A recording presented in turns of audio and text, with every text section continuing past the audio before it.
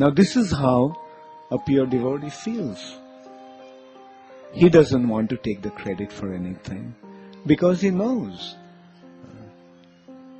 that it is due to Krishna's mercy that it happened. But the consideration here is, yes, Krishna's mercy made it happen. Krishna himself did it. But why did it through him? And there lies the credit of a devotee. Why through him? Because he is a soul totally surrendered to him. And this is also a very wonderful characteristic of Krishna. That Krishna wants to glorify his devotees. Devotee on his part doesn't want to take any credit for anything, but Krishna wants to glorify his devotees.